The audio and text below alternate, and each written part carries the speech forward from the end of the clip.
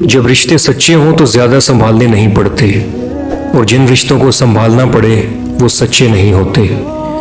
کاش کہ لوگ سمجھ سکیں کہ رشتے بنانا اصل بات نہیں، بلکہ اصل بات ان رشتوں کو نبھانا ہوتا ہے۔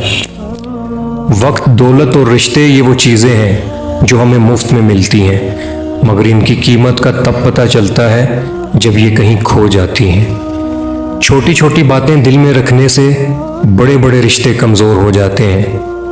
شیشہ اور رشتہ دونوں نازک ہوتے ہیں، مگر ان میں ایک فرق ضرور ہوتا ہے، شیشہ غلطی سے ٹوٹتا ہے اور رشتہ غلط فہمی سے۔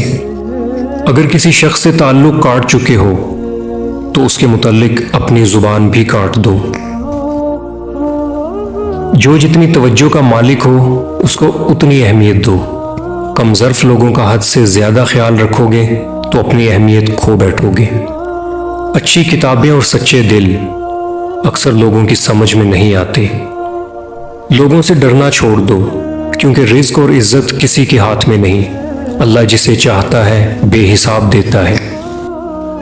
3 طریقوں سے پریشانی خوشی میں بدل جاتی ہے۔ خاموش رہنا، خاموش رہنے سے پریشانی کم ہو جاتی ہے۔ صبر کرنا، صبر کرنے سے ختم ہو جاتی ہے۔ شکر کرنا، شکر کرنے سے خوشی میں بدل جاتی ہے۔ ہمیشہ اخلاق سے بات کرو، کیونکہ انسان پر سب سے زیادہ مصیبتیں اس کی اپنی زبان کی وجہ سے آتی ہیں۔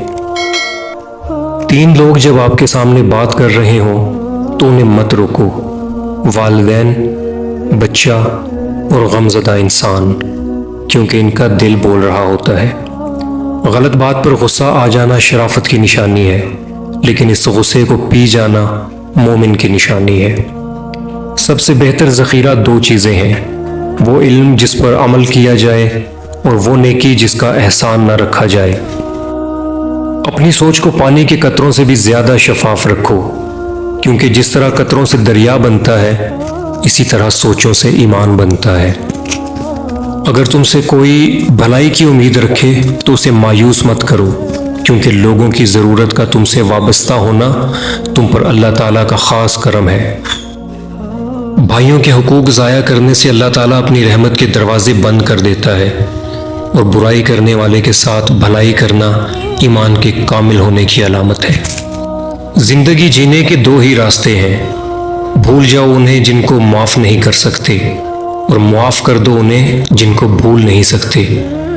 دل بڑا رکھ کر زبان کا میٹھا بننا مجھے نہیں آتا، جسے عزت دی دل سے دی، جسے چھوڑا دل سے چھوڑا۔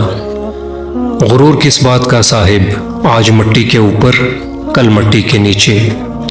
سوچ سمجھ کر بولا کرو، الفاظ نسلوں کا تعارف کروا دیتے ہیں۔